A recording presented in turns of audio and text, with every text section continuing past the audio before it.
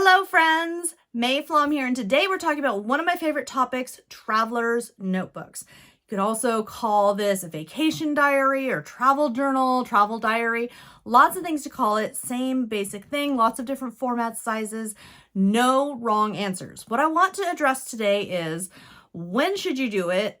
How can you increase your odds of success? And what are some options to think about as you're either deciding to go for it or that maybe it's not for you? So I have been doing these since childhood. Observations about my family while I'm bored in the car on a road trip. Oh, the road trips. The long car days.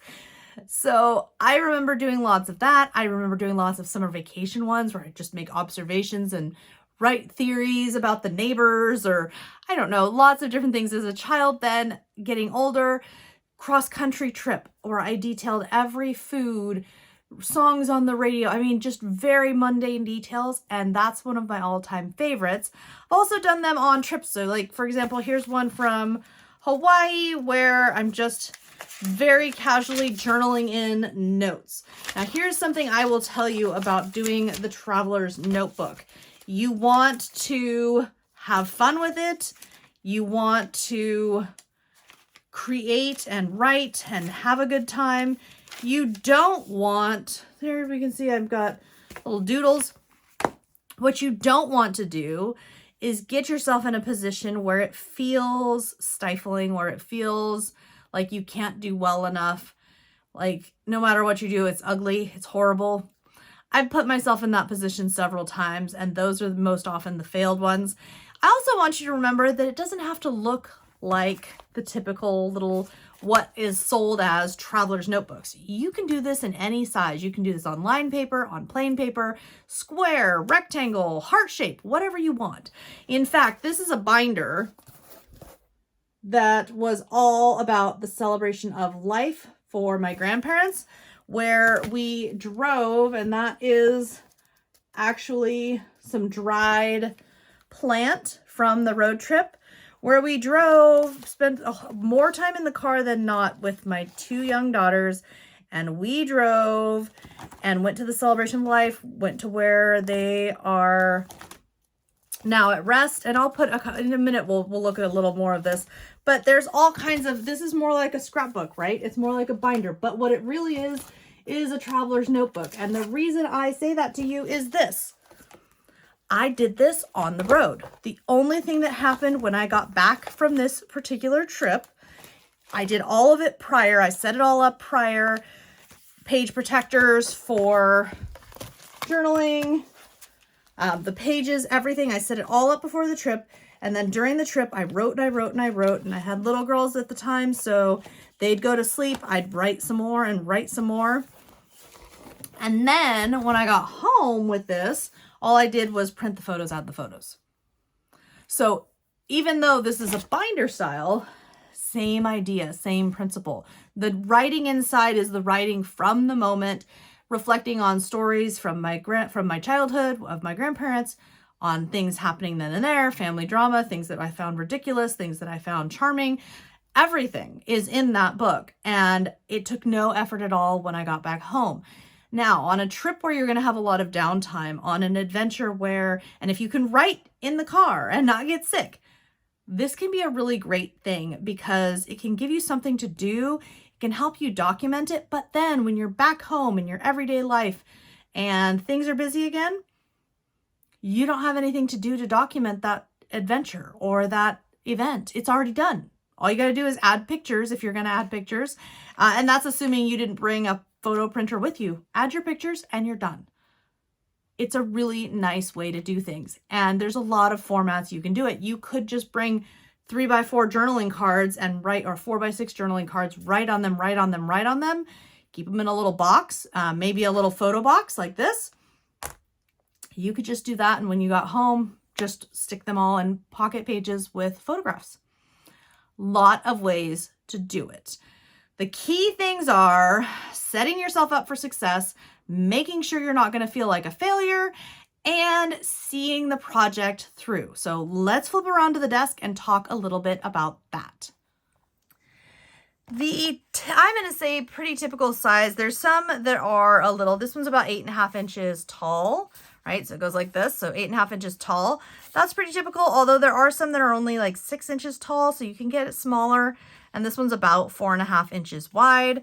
This one is about 8.5 by 5.5. So this one is very, very large.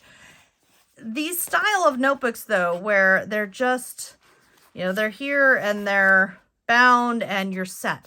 The thing about them is you're stuck, meaning if I go and fill one of these out, the only ways out of it is going to be either to cover it completely with something or to tear the page out. You're set in the order, you're a little bit stuck. So this particular one failed as intended, but it's not a failure, and I'll explain why in a moment. First, though, about supplies, all you need is a journal or notebook of some kind or something like this. So this was a binder, right? This is a binder, and this actually came at this time with, and it looks like this came undone here. This came with some pocket pages, and it came with some papers in it, and then I added more in. So I added different details and things, added to it. I added on the trip, I added things like, well, this postcard actually was already in there. I put that in there before, but then other things like this menu for this place we stopped that my grandma used to really love, and this postcard from there, that I added in.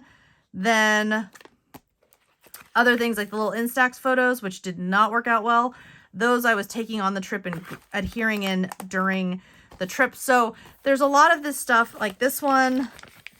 This has a page protector, and this I did this part. So the washi tape and that I had that sitting in there on that paper. This side was just this washi tape.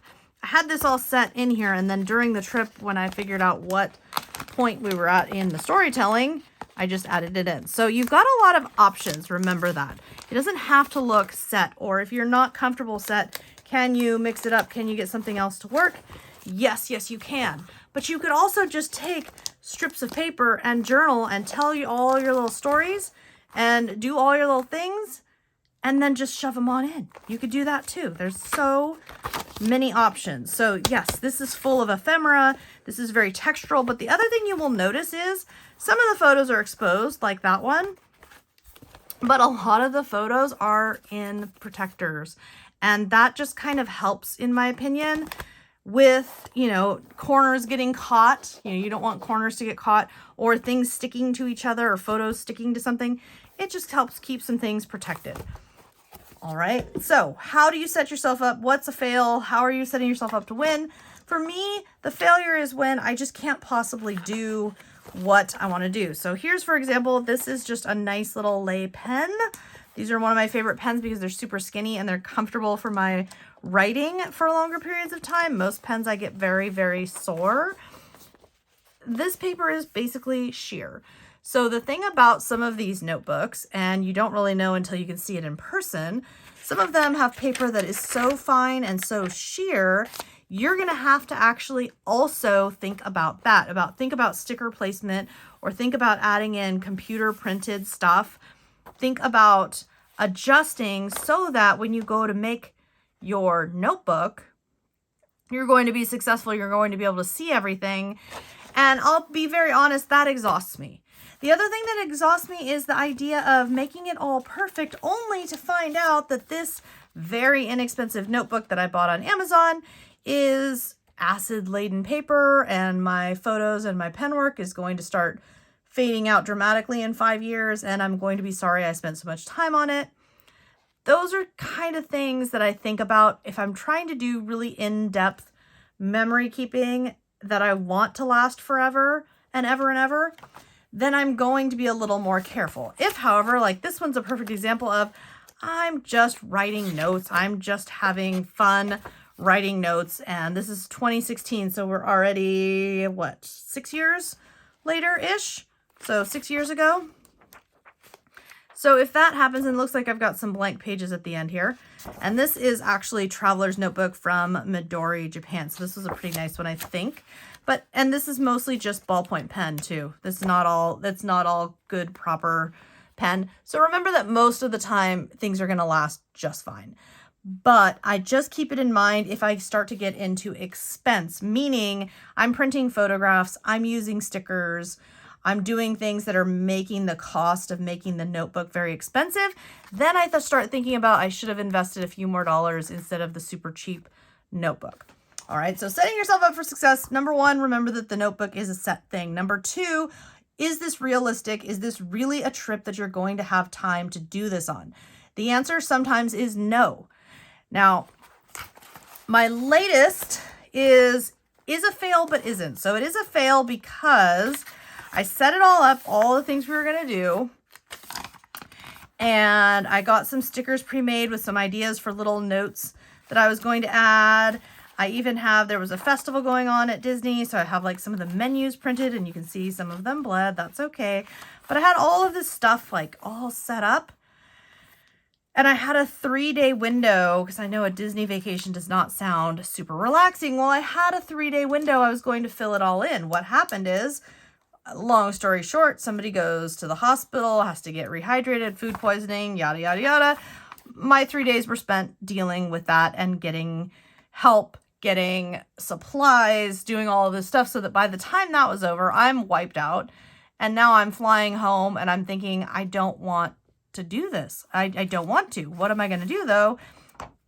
Well, here's what I'm going to do is I am going to go through. I've got all my pictures back from my trip and I have already put them, although in order.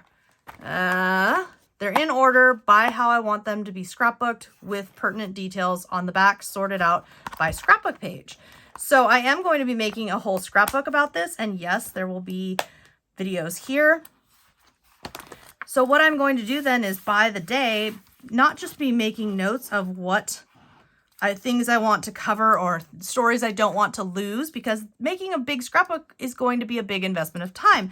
But I will also do things like, and yes, I am just putting this right on in here because why not? I'm going to do things like sketch out ideas I have for different pages and make notes. Hey, I thought about we could use this picture, this paper, whatever it is on this page, or I have this idea.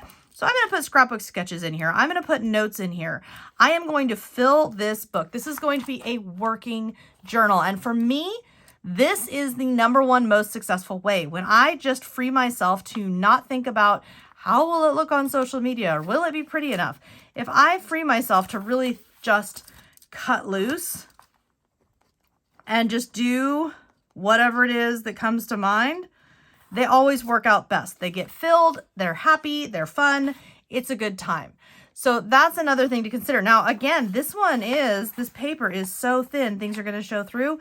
Well, I'm not worried about it in this one because this is a working project. This is a notebook where I am working it through, thinking it through, and utilizing it as a tool for my formal scrapbook. So I am turning this one around. What I do suggest if you're going to try to do one on the road is be selective. Pick like 2. I wouldn't recommend an erasable pen necessarily. I don't know that the lastingness on the ink on something like that is great. But small pair of scissors, yes, you can fly with scissors. 2 pens, maybe 3. And then this is way too much, but a few stickers or somethings, and something to kind of hold it all together. So like this, I can put my pen, although I don't think that's not a great fit, but that's okay.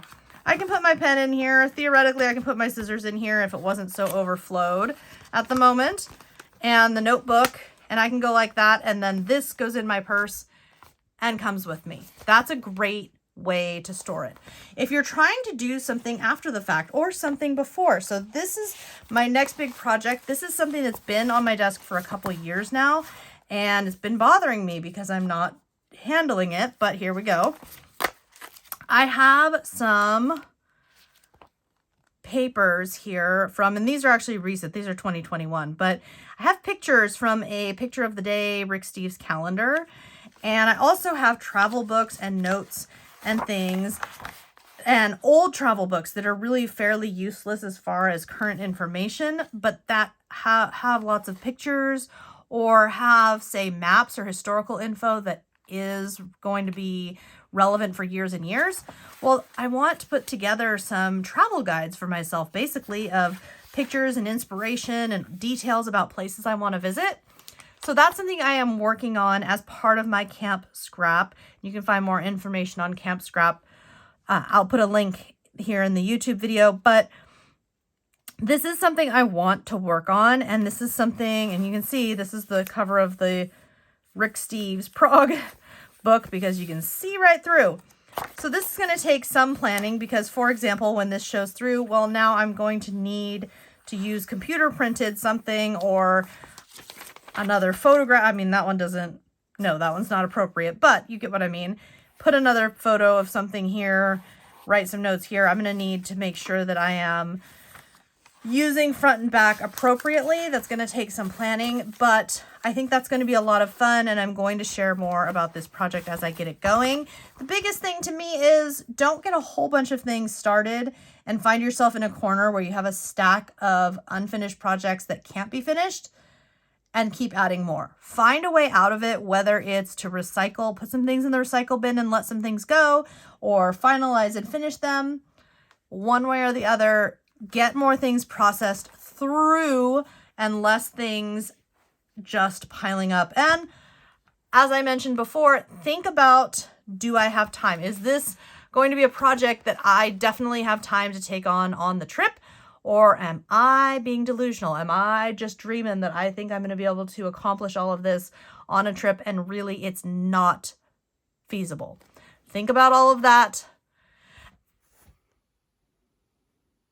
And above all, remember, crafting and our hobbies should be fun. It should be a good time.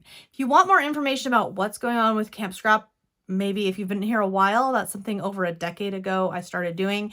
And it always takes new forms. It's got a 2022 form that I'm very excited about. You can find more information, again, links in the video description here on YouTube. If you want to see more of the process of the scrapbooking and the various projects that I have here that have been in progress for too long or have been a work in progress for way too long, as I'm wrapping things up, clearing things out here this year in the studio, you can see lots more about all of that here on YouTube as well as I publish new videos. If you have questions, something else you'd like to see in depth, let me know. As I mentioned before, I will be doing an update both on the project with the Disney Traveler's Notebook / scrapbook, as well as the travel guide notebooks that I'm doing, and so much more here as well. And again, requests, questions, anything you've got, I always love hearing from you. I hope you have a great day. We'll see you next time.